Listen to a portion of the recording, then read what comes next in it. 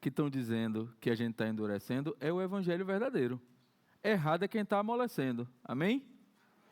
Para a gente não ficar assim, poxa, os pastores estão endurecendo, para a gente parece que a gente está ficando ruim. Mas o evangelho é esse. Então, quando você for fazer um comentário sobre isso, comente assim, não, lá na igreja tem um evangelho verdadeiro. Não comente que aqui está endurecendo, não. Agora, quando você encontrar outro lugar, você fala, nesse outro lugar o evangelho é mole. Aí deixa para alguém falar do outro lugar. Aqui você diz que o evangelho é verdadeiro. Amém? Para você não ficar com esse negócio de, poxa, vou lá no culto fazer o que hoje, porque está endurecendo. Parece que a gente está fazendo um mal, né? E na verdade a gente está trazendo o evangelho verdadeiro. Amém? Abra sua Bíblia no livro de Efésios, no capítulo 2. E eu quero compartilhar com vocês algumas coisas desse capítulo 2, porque dentro desse processo que a gente está vivendo, sim, de final, de ajuste, de conserto, a gente precisa entender de uma forma clara o processo da salvação de Deus para nós e o nosso papel nesse processo também, do que a gente tem que fazer. E esse texto nos mostra, nos faz assim, o apóstolo Paulo traz nesse texto, né, um conhecimento sobre a transformação que ocorre na vida do cristão, sobre como é antes e sobre como é depois. Então, para a gente sair entender que a partir da salvação, a gente sai de um local de condenação, de deserto, de ficar sozinho, para o céu. Então, parece que o processo da jornada do cristão é algo triste, doído, sofrido, parece que a gente está... E a gente precisa começar a olhar que, mesmo que haja sofrimento, que haja tudo, a gente está saindo de um lugar onde a gente estaria condenado para uma situação onde a gente é salvo. E isso precisa nos alegrar. Isso precisa trazer para nós um sentimento da gente comparar não o sofrimento que a gente está vivendo, mas do antes e depois de Cristo. Como eu era antes de Cristo e como eu sou depois de Cristo. Se isso não te alegrar, se não te alegrar saber como você é depois de Cristo, algo está fora do lugar. Vamos ler? Efésios capítulo 2, a partir do verso 1, diz assim, e eu gosto porque ele já começa pegando leve, ele diz assim, ó, vocês estavam mortos nas suas transgressões e nos pecados, nos quais costumavam viver quando seguiam os padrões deste mundo e o príncipe do poder do ar, o espírito que agora atua nos filhos da desobediência. Amém? Antes, todos também viviam como eles, satisfazendo os desejos da nossa natureza pecaminosa, realizando as vontades e os pensamentos dela. Como os outros, éramos por natureza merecedores da ira. Todavia, Deus, por ser rico em misericórdia, por causa do grande amor com quem nos amou, deu-nos a vida com Cristo, quando ainda estávamos mortos nas transgressões, pela graça vocês são salvos. Deus nos ressuscitou com Cristo e com Ele nos assentou nas regiões celestiais e em Cristo Jesus, para mostrar, nas eras por vir, a incomparável riqueza da sua graça, demonstrada na sua bondade para conosco em Cristo Jesus. Pois pela graça vocês são salvos, por meio da fé, e isso não vem de vocês, é dom de Deus. Aleluia. Não por obras, para que ninguém se glorie. E aí ele termina no 10 dizendo, porque fomos feitos por Deus, criados em Cristo Jesus, para as boas obras, as quais Deus preparou previamente para que andássemos nelas. Rapaz, esse texto é tão claro, né?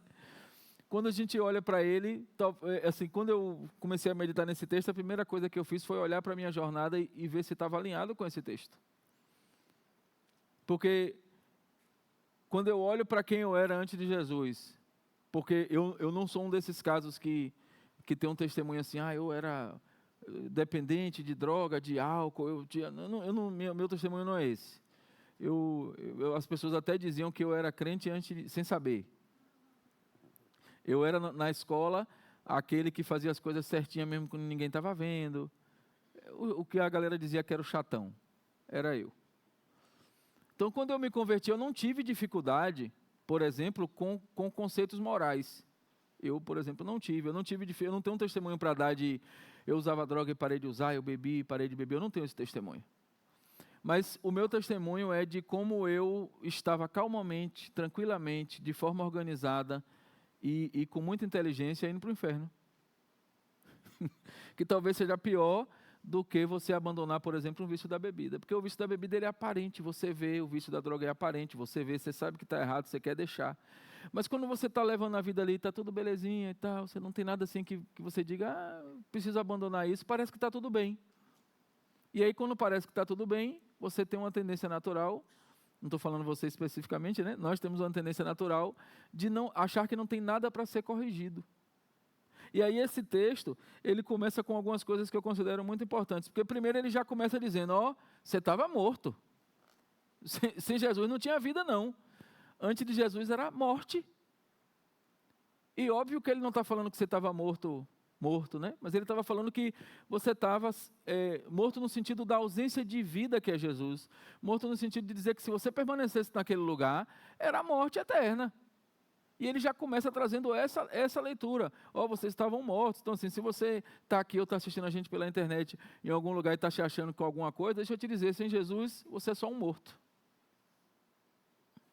E aí ele começa a dizer que nós éramos escravos. Ele diz no verso 2 ou 3, ele diz assim, nós, nos quais costumávamos viver quando seguimos a presente ordem desse mundo e do príncipe.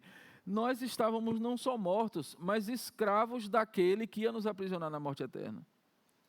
E quantas pessoas você conhece que não rouba, não mata, não fuma, não usa droga, mas são escravos de coisas que claramente estão aprisionando elas longe da presença de Deus? Nós estamos chegando agora no mês de fevereiro, aqui na Bahia é um mês conhecido pelo carnaval, apesar de eu achar que esse mês é em março, né, no final, mas fevereiro, março, mas fevereiro historicamente é um mês conhecido. E você vai ver lá um monte de gente que não mata, que não rouba, que não engana ninguém, que tem assim, que são um docinho, mas que vão durante 5 dias, 6 dias, sei lá, agir com práticas que talvez não, que vão condená-las ao inferno.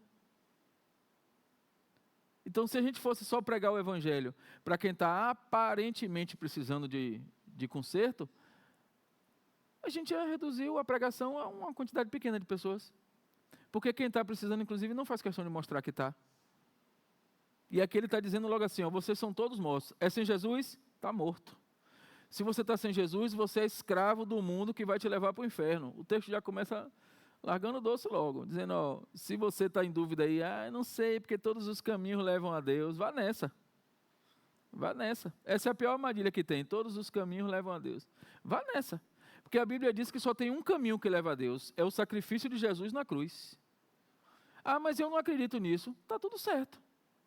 Fica aí sem acreditar nisso e paga o preço para você ver o que é que vai acontecer. Mas eu preciso acreditar. Então, se permita acreditar, se permita ter a experiência para ver. Eu sempre gosto quando alguém desafia assim, mas por que eu tenho que acreditar? Não, você não tem que acreditar não. Vamos fazer o seguinte, você lê a Bíblia, a gente lê a Bíblia junto, e a gente pergunta para Deus se é verdade ou se é mentira, e vamos deixar Ele falar. Se Ele falar para você e não fizer sentido para você, tudo bem. Agora, por que eu consigo lhe fazer esse desafio? Porque eu tenho convicção absoluta que se você for perguntar para Ele e deixar Ele falar, então a notícia é para lhe dar. Se você deixar Ele falar e perguntar para Ele, o Espírito Santo dele vai convencê-lo, como convenceu a mim, convenceu muitos que estão aqui. Que quando olham para o passado, não conseguem imaginar há 10 anos, há 20 anos atrás, que estariam aqui hoje. Quem consegue olhar, quem olha para o passado e não imagina que olhando a vida que tinha, estaria aqui hoje? Olha aí. Até eu que não tinha esse testemunho de mais radical, quando eu olho para como eu vivia antes, eu não imaginava estar aqui onde eu estou hoje. Outro dia a gente ouviu o pastor falando assim, eu não imaginava que eu seria pastor. Ele deu testemunho aqui, que ele estava no lugar mais improvável. Que antes de Jesus ele estava onde? Trabalhando com o quê? Um bar. Você consegue conceber Jesus indo até o bar encontrar o pastor? Talvez não faça sentido para você, mas para Jesus faz todo sentido. Porque ele está dizendo assim, estava morto, estava condenado, mas eu quero libertar e salvar. Então ele vai onde eu e você não tem coragem de ir. E aí ele começa a dizer para você, ó, você está submetido a prazeres temporários. O que você está fazendo que parece que é bom, que é legal. E a gente tem uma mania ruim de quando a gente vai falar de prazeres temporários, dessas coisas, a gente sempre associa aos jovens. De uma forma geral, a gente fala, você que é jovem, cuidado com essa vida dos prazeres. Como se os mais velhos não estivessem correndo o mesmo risco e muitas vezes não estivessem submetidos à mesma situação. E às vezes não é só a questão do prazer temporário que a gente muitas vezes associa a questões sexuais. É o prazer da bebida, é o prazer de estar na comodidade de não fazer nada. Porque não fazer nada é bom. Às vezes você está frequentando a igreja na quinta, no domingo, não se envolve com nada, não prega para ninguém, faz diferença nenhuma na sua casa, no seu bairro. É o lugar melhor de estar, ninguém lhe abusa, ninguém lhe cobra nada, está tudo certo, você vai na quinta, você vai no domingo, vem na vigília, vem na terça na oração, visita até outras igrejas no dia que não tem culto aqui para você dizer que é mais crente que os outros, faz tudo. Mas você está só escravo de uma agenda que não te leva, não te apresenta e não te mantém na presença de Jesus. Porque vir para a igreja não te mantém na presença de Jesus. Você pode ser a pessoa mais frequente na igreja. O culto é 7 horas, você chega às 5 horas da tarde, não tem problema nenhum. Você não tem absolutamente nenhuma diferença de quem chega no horário e cultua a Deus de coração verdadeiro. Nós cantamos aqui hoje para ter um coração quebrantado, e a gente muitas vezes confunde o coração quebrantado com o coração quebrado, que é o coração que precisa só de ajuda. A gente tem um coração às vezes que precisa de ajuda e a gente acha que a gente está quebrantado. Não, a gente só está sofrendo mesmo.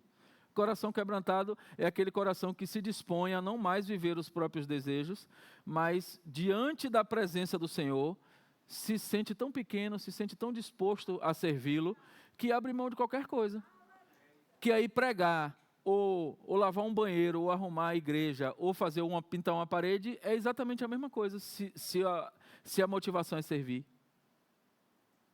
Então, um texto que começa dizendo que você e eu somos mortos, que você e eu estamos escravos, que você e eu temos, antes de Jesus, né, obviamente, estamos nos movendo a partir de prazeres temporários.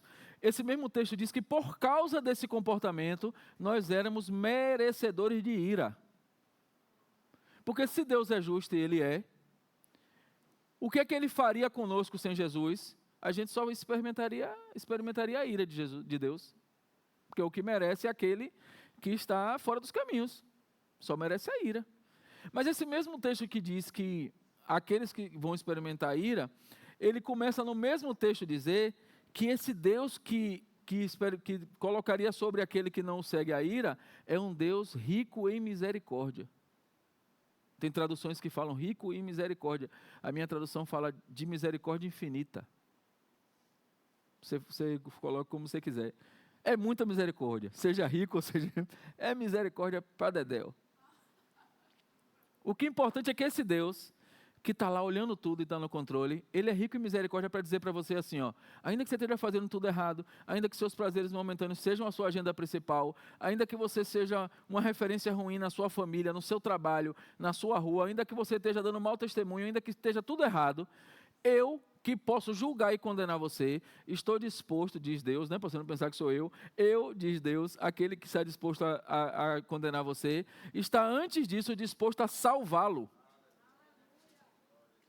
O que ele está dizendo é, eu quero tirar você desse lugar, que o texto diz que é um lugar de dependência, de controle do inimigo, de escravidão, e quero te dar o céu. Rapaz, eu não sei você, mas eu viajo na possibilidade. Quando eu fico olhando assim, eu digo, rapaz, eu vou para o céu. Outro dia eu fiquei me pensando nisso, rapaz, o que é que eu vou ficar fazendo lá no céu? Como é o céu? Porque a gente fica assim pensando, né? Eu não sei vocês, mas eu viajo nisso. E às vezes eu viajo na rua, pensando sozinho, né? Vocês já viram isso? E eu fico, meu Deus, eu vou para o céu, e lá no céu eu vou ficar lá o dia todo, santo, santo, santo. Não tenho que me preocupar, não tem doença, não tem dor, não tem sofrimento.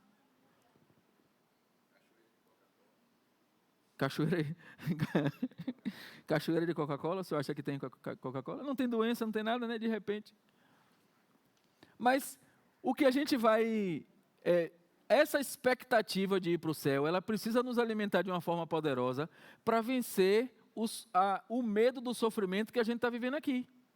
Porque quando a gente acorda de dia, que o dia está ruim, que o dia está pesado, por exemplo, para alguns amanhã é um dia difícil, o último dia do mês, quem trabalha, tem meta, não sei o que, é difícil. Amanhã a pessoa já começa a sofrer hoje.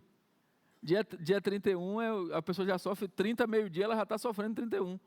Para alguns está tudo certo, porque a meta já foi atingida, ou porque confia que Deus vai agir. E aí parece que de uma forma mágica, no dia 1º, tudo fica bom de novo. Quem trabalha com meta e coisas sabe que é assim. Quando atinge a meta no dia 1º, parece que todos os problemas acabaram. Aí os problemas vão vindo até o dia 5, dia 15, até chegar no final do mês de novo.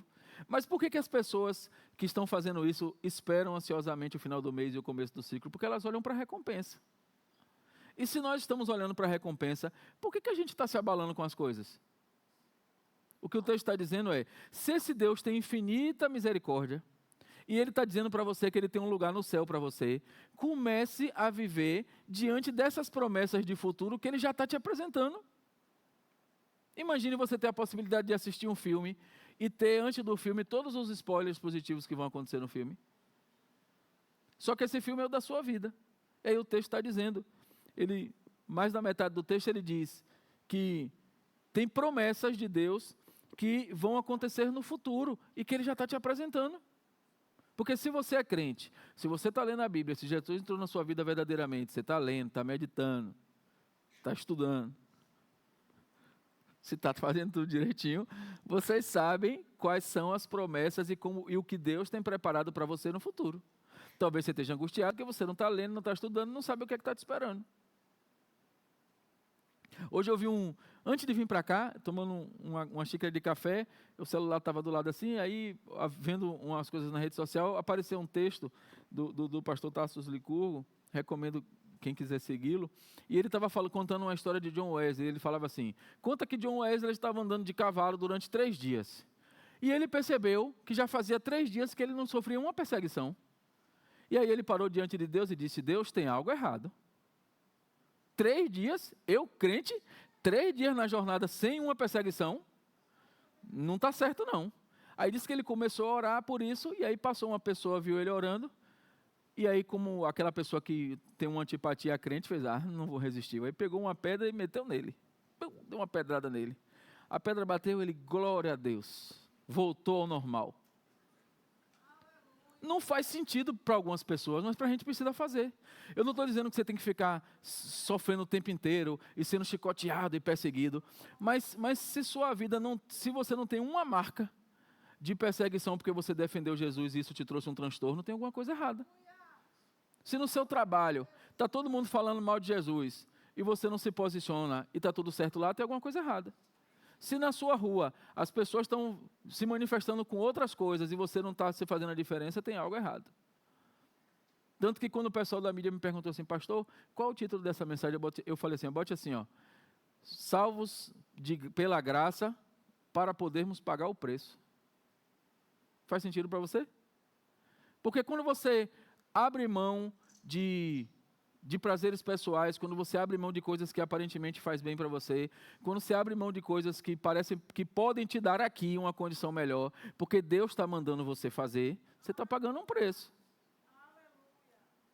Às vezes você quer uma coisa, mas Deus quer outra, e quando você faz por obediência o que Deus quer, muitas vezes é melhor do que o que você queria. Quem já desejou uma coisa e aí Deus disse não, aí lá na frente viu que foi até bom ele dizer não, que se ele tivesse dito sim, você estava frito. Então, quando você é obediente, ele faz a curva e diz assim, agora eu vou entregar melhor, porque foi obediente, eu vou entregar melhor. Isso é ou não é pagar preço? E aí o texto fala de algo que muitos crentes estão confundindo, e eu queria falar sobre isso, porque ele diz que para você ser salvo, você não precisa fazer nada, você só precisa crer. Não precisa fazer nenhum sacrifício, não precisa matar nenhum bicho, não precisa fazer nenhuma oferenda, não precisa fazer nenhum ritual. Para você ser salvo por esse Deus, você só precisa declarar que Ele é o Senhor e Salvador da sua vida e dizer publicamente que você concorda com o sacrifício de Jesus na cruz. É só isso. Mas o texto termina, a partir do verso 8 em diante, 7 em diante, ele começa a falar de como é a gente pós-Cristo. Porque se ele já alertou como era antes, ele já alertou que esse Deus está pronto para te ajudar, ele começa a te dizer como é depois. E aí ele fala de que a gente renasceu, porque o texto diz que nós fomos ressuscitados, a gente renasceu, numa referência a você estava morto antes, né? A gente começou o texto falando que estava morto, e aí ele fala que você renasceu, mas ele fala que você renasceu para as obras de Deus. Aí é aí que você, se você não prestar atenção, você buga, ou então você relaxa. Porque o texto começa dizendo que nós não fomos salvos pelas obras, que a gente leu aqui, que não é as obras que salvam a gente, que é pela fé. Todo mundo ouviu isso? Mas depois ele diz que a gente é salvo para fazer as obras. Peraí, é para fazer a obra ou não é para fazer a obra? Quando a gente lê o texto. E aí o texto é muito claro. É assim, o que ele está dizendo é o seguinte, que obra não salva. Mas depois que você é salvo, você precisa realizar a obra botando a mão na massa. Obra é depois que é salvo e não para ser salvo. Logo, quando você é salvo, você precisa ter obras. Você não é chamado para ser um salvo teórico, um salvo que sabe o que tem que fazer e que tem que dizer o que todo mundo tem que fazer, mas não faz. Você não é chamado para ser salvo para Deus resolver os seus problemas. Eu quero ser salvo para Deus resolver os meus problemas. Quem disse que Ele quer resolver seus problemas? Ele não quer que você não vá para o inferno. Talvez resolver seus problemas seja parte sua. Agora você precisa fazer o que Ele quer, para que Ele olhe para você de um jeito especial e te ajude a fazer o que você precisa. Mas se o seu relacionamento é só de pidão, como minha mãe diz, se o seu relacionamento é só de pidão, porque a pessoa que só pede, que é o pidão, ela tem que estar pronta para receber o sim ou não. E quando recebe o sim, ela tem que estar pronta para receber o sim que a pessoa está ofertando, quer dar. E o texto diz que esse Deus, que é rico em misericórdia, Ele quer te dar tudo. Porque há algo mais tudo do que você não ir para o inferno e ir para o céu? Talvez você tenha até uma lista de coisas que você considere mais tudo, mas deixa eu te dizer, não tem nada mais tudo do que saber que você estava condenado à morte e que agora você vai ter vida eterna ao lado daquele que te salvou. Se isso não te alegra e não faz sentido para você, comece a repensar seu processo com Deus. E aí ele diz que você precisa ser salvo para agir nas obras, e isso me faz duas referências muito claras, não está no texto, mas me dá duas referências muito claras. Espera aí, se eu sou salvo e eu preciso ter obras depois de que eu sou salvo para fazer, então eu preciso essas obras precisam ser percebidas, eu preciso fazer a diferença no ambiente que eu estou. Seja em casa, na escola, no trabalho, onde for, eu preciso ser percebido como cristão. As pessoas têm que olhar para mim e dizer, ali vai um cristão, ainda que eu erre, ainda que eu caia. Você não está sendo chamado para ser um super-herói, não. Você vai cair no caminho, você vai tropeçar, você vai cometer erros, você vai fazer um planejamento financeiro e de repente vai errar. Porque isso é muito prático, eu gosto de falar disso que é muito prático, porque assim, você vai fazer um planejamento, você achou que dava para pagar em 12 vezes, você dividiu em 12 vezes, já lá na 8ª parcela aconteceu alguma coisa, e você não conseguiu honrar. Alguém está entendendo o que eu estou falando? Aconteceu um imprevisto, aconteceu algo que te impediu de realizar. O que é que você tem que fazer como cristão? Procura a pessoa, diz assim, não vou conseguir, mas a gente vai resolver. Ora, Deus, não quero atrasar, quero resolver. E às vezes na véspera do que você não tinha nem um centavo, o dinheiro aparece. Porque você não foi chamado para ser perfeito, mas você foi chamado para ser verdadeiro. Eu já vivenciei e já presenciei inúmeros casos do socorro de Deus da última hora. O Senhor está acabando. Daqui a pouco, é só até 10 horas. 9 horas a solução estava 32 mil quilômetros de distância, estava mais perto da lua do que de mim. Faltava só 1 hora para resolver. Aí eu recebi uma palavra de alguém assim, fique tranquilo, Deus está no controle. 20 minutos depois, a solução acontecer. Era impossível 20 minutos antes, impossível. E Deus faz, resolve. Agora isso precisa gerar um aprendizado para que não se repita. E é por isso que ele está falando que essa salvação precisa fazer você ser diferente de como você era antes de Jesus. Porque se você erra, você precisa aprender para não fazer de novo. Nós somos liberados para cometer novos erros, nunca erros antigos. E se a gente está caminhando firme, forte, focado, os erros vão aparecer. Mas o que ele está chamando, o que ele está dizendo é que nós somos chamados para influenciar as outras pessoas. Nós somos chamados para fazer a diferença no outro lugar com Jesus. E se a gente não está fazendo isso, tem algo fora do lugar. E aí nesse texto ele diz, no verso 10, que termina dizendo assim, ó, porque somos criação de Deus, realizada em Cristo Jesus, para fazermos boas obras. Você não foi chamado para ser salvo e ficar em casa. Você não foi chamado para ser salvo e ficar na live dizendo que está com Jesus, porque Jesus está em sua casa. Você foi chamado para congregar, você foi chamado para estar na igreja, você foi chamado para evangelizar, para estar na rua, você foi chamado para participar da vigília, você foi chamado para participar do momento da oração aqui de tarde, você foi chamado para estar envolvido na obra. Você não foi chamado para ser salvo e ficar no sofá esperando Jesus, não. E aí ele diz, em Cristo Jesus, para fazermos boas obras, as quais Deus preparou antes para nós ao praticarmos. Quando Deus olhou para você e se dispôs a salvá-lo, Ele já tem um plano de ação para depois disso, todo pronto. Se você disser assim, mas eu aceitei Jesus e eu não sei o que fazer. Deixa eu te dar uma notícia. Jesus tem um plano todinho para você. Se você não sabe o que fazer, pergunte a Ele. Senhor, eu aceitei o Senhor mudou minha vida, tal, e agora o que é que eu faço? Se você fizer essa pergunta mágica, e agora o que é que eu faço? E estiver disposto a ouvir a resposta, tu não fica um dia sem fazer nada. É só você perguntar, e agora o que é que eu faço? Nesse texto, eu não sei como é que está na sua Bíblia, eu nem gosto muito desses títulos que aparecem antes dos textos, porque alguns deles às vezes não tem nada a ver com o texto. Mas na minha Bíblia está assim, a nova vida em Cristo. Não sei como é que está na sua, olhe na sua aí para você ver. Na minha está assim, quando você achar lá, Efésios capítulo 2, normalmente tem um títulozinho, né? Na minha está assim, a nova vida em Cristo. Quem tem um título diferente? A salvação é pela graça. Algum outro? Da morte para a vida. Gostei mais desse. Algum outro?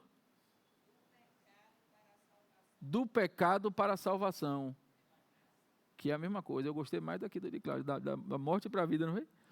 Eu gostei mais desse, por quê? Porque precisa tirar a gente desse lugar comum, onde a gente acha que frequentar a igreja é o máximo que a gente tem que fazer como cristão. Frequentar a igreja é o básico de quem é cristão. Se você se converteu e está em casa sem congregar em lugar nenhum, você está não fazendo nem o básico. Mas se você está congregando, está vindo, está participando dos cultos, não sei o que, deixa eu te dizer, isso é o básico. O que está depois disso é tudo aquilo que Jesus colocou na sua agenda. E você sabe por que talvez você não esteja fazendo o que Jesus colocou na sua agenda? Porque a agenda que Jesus preparou para você talvez esteja fechada.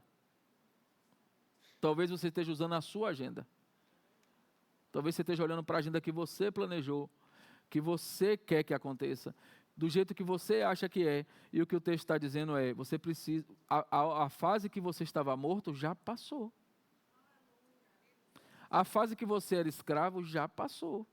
Se você aceitou Jesus, você agora está vivo, e vivo para viver com Ele para sempre. E você sabe o que é que a palavra para sempre me remete? É que nunca vai parar. Então se você está esperando ficar molinho, para dizer que está bom, deixa eu te dizer, nunca vai parar. Porque você vai pregar o evangelho, você vai falar o que Jesus quer, e depois que você estiver no céu, é com Ele o tempo inteiro adorando, nunca vai parar. Se isso não te alegra, nada mais vai te alegrar. Se a expectativa de estar para sempre com Deus no céu não te alegra, se isso não te alegra, se você está andando de cavalo aí, e tem um bocado de tempo que não acontece nada de perseguição com você por causa de Jesus, tem alguma coisa que está fora do lugar. E eu queria que nessa noite, você refletisse sobre isso. Talvez você tenha tido uma experiência com Jesus lá atrás, mas talvez você ainda esteja se comportando como quem está morto. E o texto diz assim, vocês eram mortos, vocês eram escravos. Entrou Jesus, você tem vida, e vida em abundância. Você tem vida para impactar os locais onde você está.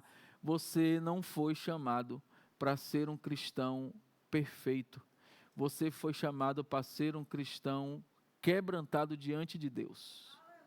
Fique de pé. Cadê o pessoal do louvor?